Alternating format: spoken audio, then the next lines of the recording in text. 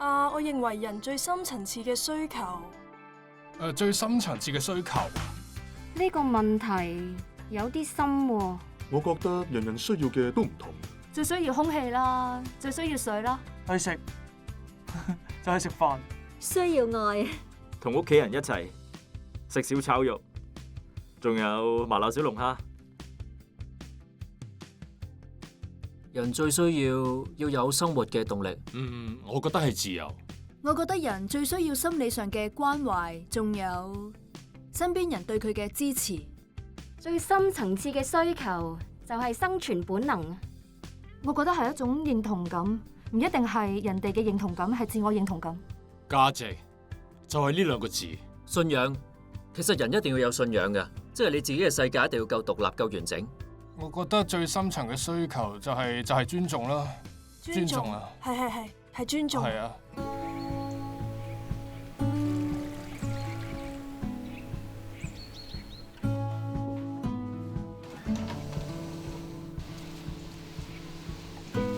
真好啦，擺呢度。唔該晒。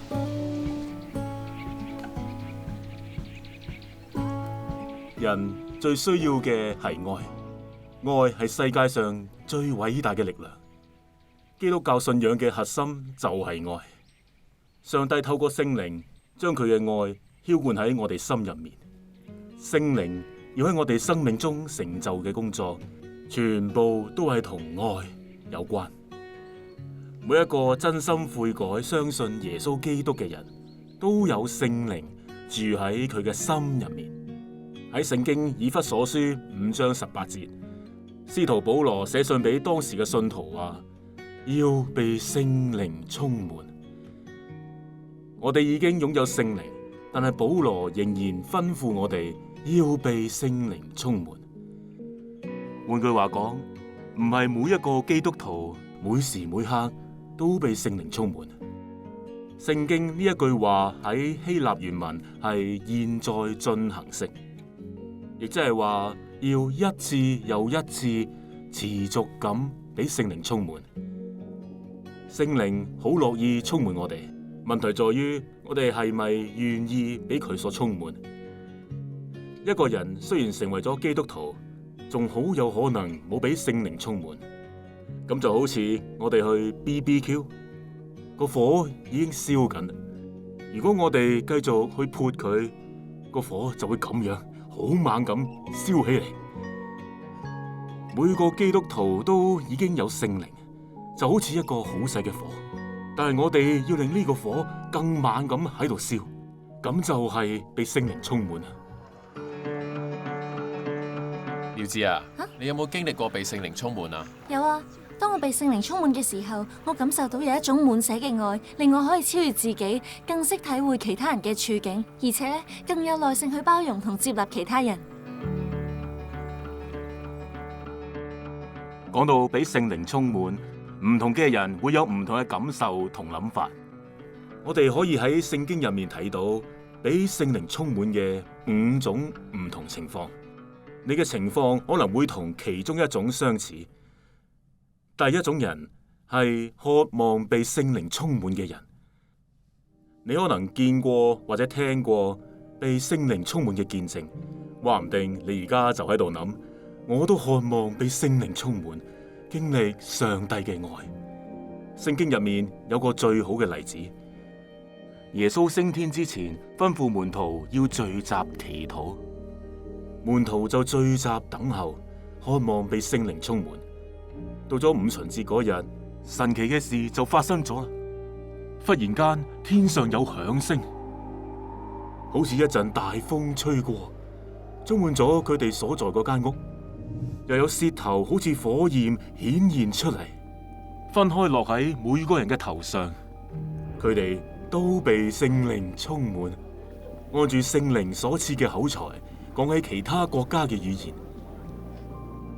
如果你渴望被聖靈充滿，你就會被聖靈充滿。第二種人係願意接受嘅人，可能你喺度諗緊，我並唔係咁渴望，但係我願意敞開心，我可以接受。聖經入面嘅《使徒行傳》描寫咗一班撒瑪利亞人，佢哋領受咗神嘅道。使徒彼得同約翰被派去佢哋嗰度，佢哋去到就為眾人祈禱，俾佢哋領受聖靈。因為聖靈仲未降喺呢班撒瑪利亞人身上，佢哋只奉主耶穌嘅名受洗。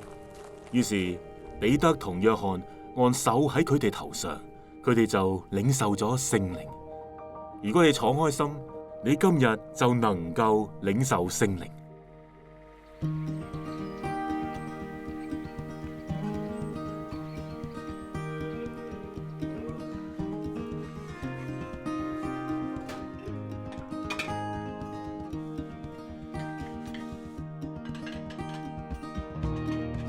第三種人係抗拒聖靈嘅人。你可能喺度諗，我唔中意呢啲嘢，真係唔明點解我要喺呢度，呢啲都係無稽之談。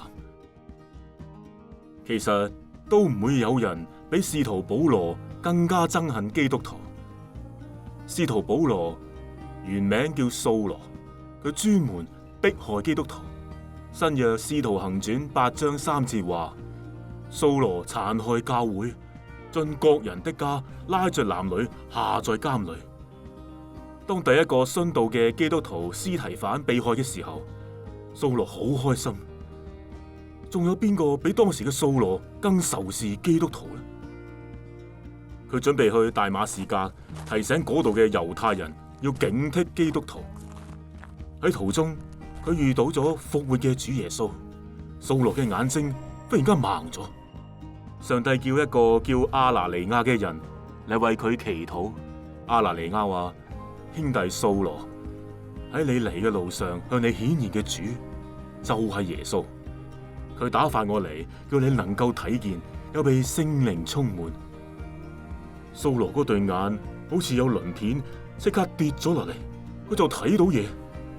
於是佢起身受咗洗，食咗飯就冇事啦。掃羅同大馬士革嘅門徒一齊住咗一段日子，就喺各會堂度傳講耶穌，話佢係上帝嘅兒子。一個咁憎恨基督徒嘅人，遇到耶穌之後就被聖靈充滿，同埋即刻開始話俾其他人知耶穌係活着嘅，耶穌就係上帝嘅兒子。我遇見到佢，我愛佢。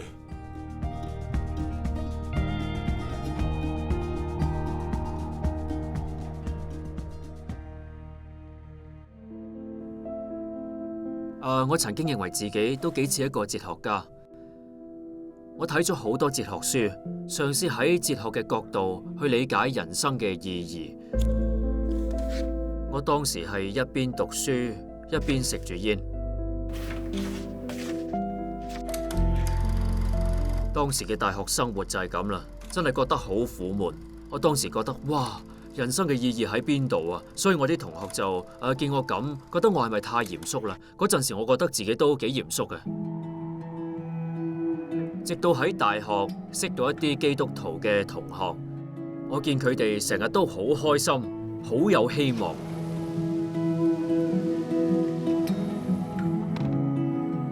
先至發現原來認識上帝，人生至有意義。當佢哋話俾我知，原來聖靈係從上帝嗰度嚟，係為咗幫助我哋認識真理嘅。咁所以我就覺得非常好奇，好想認識呢個聖靈。估唔到呢件事就喺我受洗嗰陣發生啦。我記得嗰陣時天氣仲係幾凍嘅。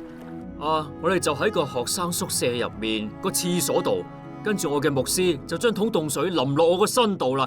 哇！我覺得哇，真係凍到我打晒冷震啊！我個口就開始講咗一啲我唔明白嘅語言。但係最重要嘅係，我心入面覺得有一種溫暖，一種喜樂，一種好似係嗰種一種自由喺裏面，一種被愛擁抱嘅感覺啊！後嚟我先知道，原來被聖靈充滿嗰陣會有啲咁嘅情況發生。我發現原來聖靈係一個隨時隨地可以同你互動嘅朋友，所以我唔再需要煙啦。後尾煙癮都冇埋啦。對我嚟講，呢段係一段改變人生嘅經歷，但係同時都覺得係非常自然嘅經歷。我對聖靈唔再覺得陌生，佢而家就好似係我一個親密嘅朋友。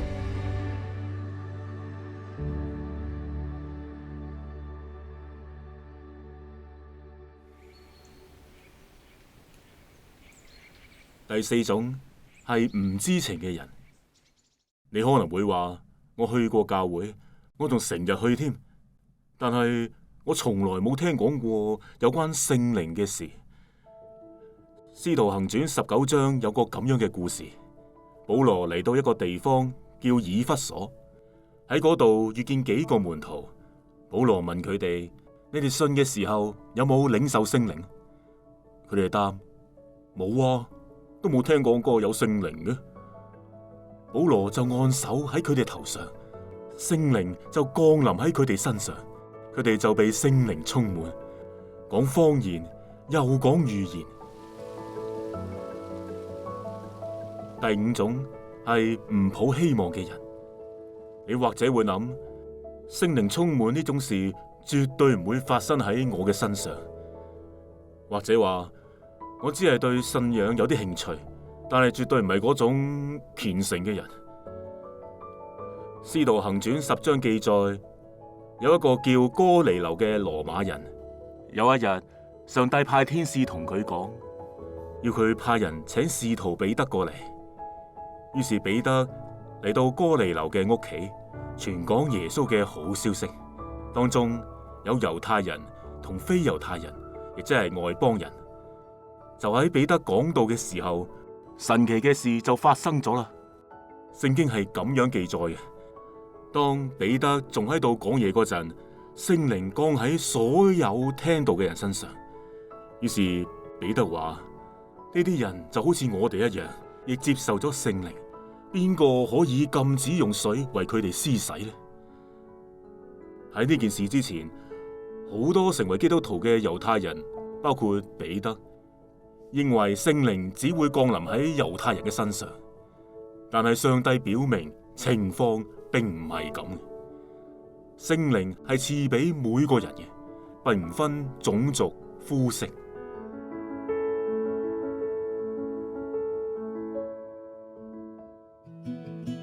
我諗我係第四種人，對聖靈一無所知，亦從來冇聽過。直到嗰一次被聖靈充滿嘅經歷，令我深深感受到我係被愛嘅，係有價值嘅。我先知道聖靈係俾每一個人嘅，不分種族同膚色。我嘅經驗係，當我對聖靈越渴慕越敞開，我就越可以經歷聖靈。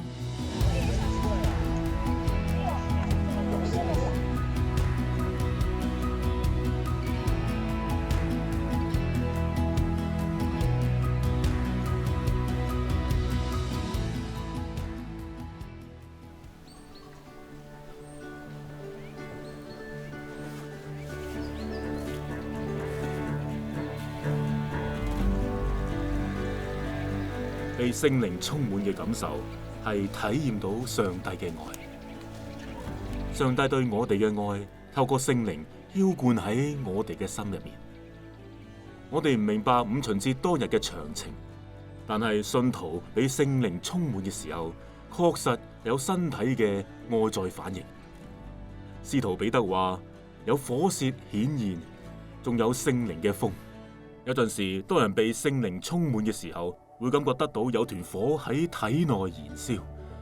咁當然唔係真嘅火，但係啲人通常會同我講，我覺得手掌手臂輕輕地，但係我知道咁樣同室內溫度係絕對冇關係。我中意親近大自然，遠離城市嘅忙碌、嘈雜同污染。清風吹過嘅感覺好舒服，你會為之一振，覺得充滿活力。希伯來文嘅風係 ruah， 佢同時有呼吸同靈嘅意思。當一個人被聖靈充滿嘅時候，就好似上帝嘅氣息吹入咗佢嘅生命。有啲人會覺得眼皮震動，或者不停咁深呼吸。有啲人甚至會感受到有風吹過身邊，呢啲都係好正常嘅現象。你嘅身體將你內心深處嘅經歷同感受表現出嚟。不過呢啲身體嘅反應並唔一定會發生喺每一個人身上。如果有發生，唔使困擾，都唔使驚；如果冇，都唔緊要。重要嘅係你嘅心入面經歷到上帝對你嘅愛。十字架幫助我哋認識上帝嘅愛。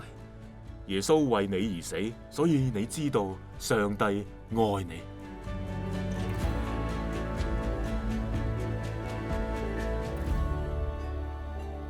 我哋都有一種需求，我哋都深深咁渴望被愛、被關懷、被需要。無論你係非常富有定係一無所有，我哋都可以透過聖靈體驗到上帝嘅愛。呢種經歷令我哋發自內心讚美上帝，表達我哋對佢嘅愛。就好似嗰啲經歷咗聖靈充滿嘅外邦人，佢哋都講方言，開口讚美上帝。因為上帝而喜樂嘅人會情不自禁發出讚美。敬拜係一種向上帝表達愛嘅方式。世界各地嘅人用各種方式嚟讚美上帝。敬拜將唔同嘅聲音交織成和諧嘅交響樂。同心敬拜唔單止係向上帝表達感激之情，更加可以除去咗我哋之間嘅隔膜。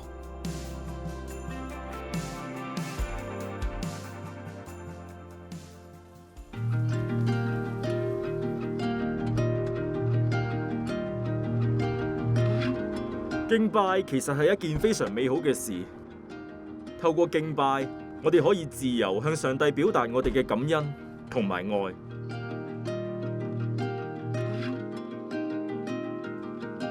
敬拜嘅方式都唔係最重要嘅，敬拜亦唔係簡單咁樣淨係唱歌。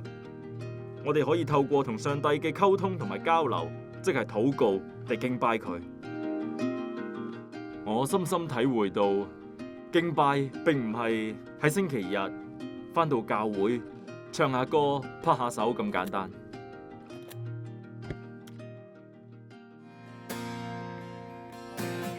我終追都是情節。真正嘅敬拜係我哋每一日對上帝獻上嘅感恩、敬拜同埋讚美同愛。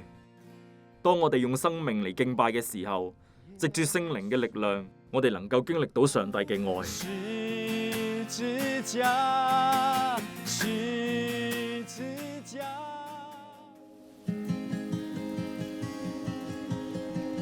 有陣時，言語唔足以表達我哋嘅感情。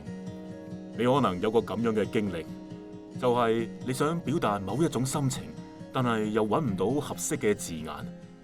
人同人都會咁樣，更何況係對住上帝呢？使徒行傳10章46節提到，某啲人被聖靈充滿嘅時候，會講方言。佢係靈裏面嘅一種語言，一種新嘅語言，愛嘅語言，令佢哋可以唔受言語同詞彙嘅限制，盡情咁向上帝表達感恩之情。但係我要講清楚，咁樣唔代表所有基督徒都一定要講方言。講方言唔係基督徒嘅標籤，都唔係被聖靈充滿必有或者唯一嘅標誌。咁同你嘅信仰真唔真實，或者你有幾屬靈，一啲關係都冇。但係點解我哋喺呢度提到方言呢？因為呢樣往往係好多人領受嘅第一個超自然嘅恩賜。喺聖經入面，哥林多前書第13章，使徒保羅話：我若能說萬人的方言，並天使的話語，卻沒有愛，我就成了鳴的鑼，響的鈸一般。呢度提到兩種唔同嘅方言，第一種萬人嘅方言，係指世上嘅語言；第二種天使嘅話語，咁係一種祈禱嘅語言。一種聽唔明嘅方言，係超越悟性嘅。有陣時，我哋會睇到有啲人領受超自然嘅恩賜，講出我哋辨識到嘅另一種語言，但係更常見嘅係聽唔明嘅方言，嗰啲就係天使嘅語言。喺哥林多前書14章第2節，保羅話：那說方言的，原不是對人說，乃是對神說。換句話講，用方言祈禱係向神直接表達內心嘅感受。但係無論點樣，如果冇愛，呢啲都係空談。愛係最重要嘅。關於方言，要避免兩種偏差嘅情況。呢度喺哥林多前書14章寫得好清楚。一種情況係濫用講方言嘅恩賜。使徒保羅強調，唔好喺每次嘅聚會都講方言。可能領受方言嘅恩賜令信徒興奮，佢哋甚至連講道都講方言。咁樣嘅話就冇人聽得明。保羅話咁樣係毫無益處嘅，寧願用悟性講5句教導人嘅話，勝過講萬句方言。另一種偏差嘅情況係抗拒方言。保羅話亦唔好禁止講方言，公開場合講方言一定要被翻譯出嚟，意思係要有人出嚟解釋某人所講嘅方言係乜嘢意思。其實保羅更鼓勵啲人私下用方言，佢承認自己講方言比大家都多。佢話我哋要用靈祈禱，都要用靈唱歌，我哋都可以參與其中。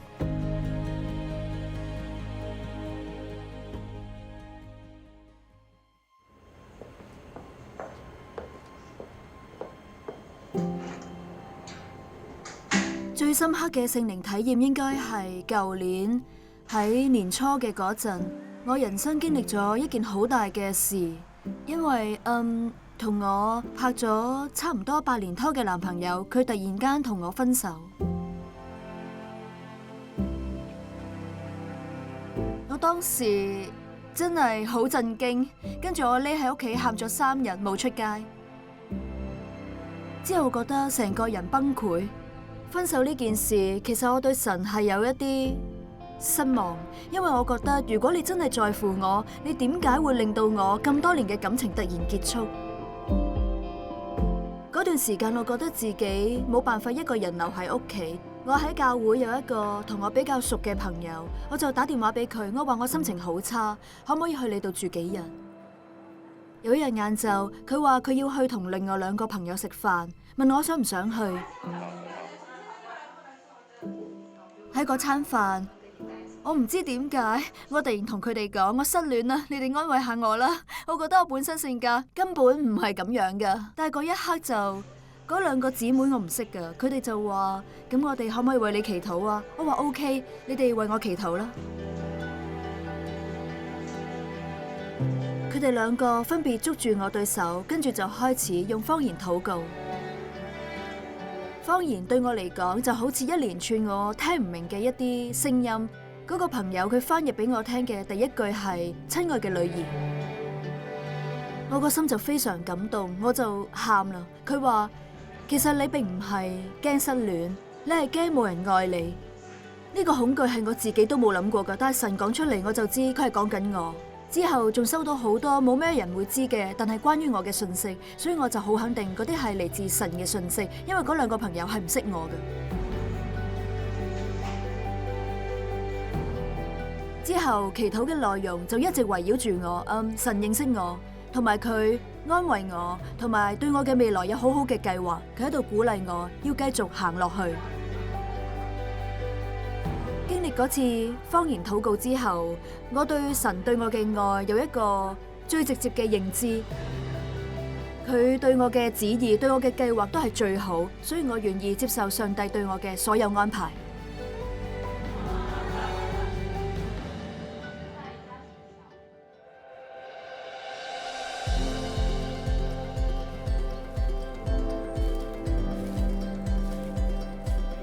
總括嚟講，被聖靈充滿就係我哋嘅理智、感情同意志都完全被聖靈掌管。所以我哋要經常被聖靈充滿，好讓我哋能夠活出上帝兒女嘅樣式同能力。你願意被聖靈充滿嗎？我想提幾個可能阻擋我哋被聖靈充滿嘅心態。第一個係懷疑，懷疑就係諗呢啲嘢冇可能發生喺我身上。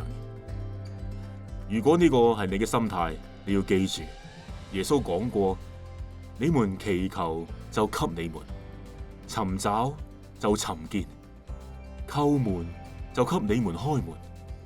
第二個難阻係恐懼，就係我相信我能夠得着，但係我唔肯定我要唔要，或者你會擔心會發生啲乜嘢可怕或者唔好嘅事。其實你真係可以放心。耶穌話：你們中間做父親的，誰有兒子求餅，反給他石頭呢？求魚，反拿蛇當魚給他呢？求雞蛋，反給他蠍子呢？你們雖然不好，尚且知道拿好東西給兒女，何況天父豈不更將聖靈給求他的人嗎？上帝唔會俾可怕嘅嘢你，佢賜俾你嘅禮物奇妙又美好，份禮物就係聖靈。第三個難阻係認為自己唔配，可能你覺得我先啱啱成為基督徒，仲有好多嘢唔明，又唔係咁識祈禱，或者你會話我自己仲有好多毛病未改變，我嘅生命仲係好差。但係耶穌話：何況天父豈不將聖靈給求他的人嗎？聖靈唔係單單俾嗰啲成熟嘅基督徒，而係俾每一個求佢嘅人。咁樣我哋點解唔向佢求呢？而家我邀請你同我一齊祈禱，祈求聖靈嚟充滿我哋。你可以張開雙手，象徵住：主啊，我願意敞開我嘅心，我願意接受。而家我哋就張開手嚟祈禱。主啊，今日我要敞開心嚟迎接你嘅聖靈，領受你俾我嘅祝福，領受聖靈嘅充滿。聖靈，請你嚟。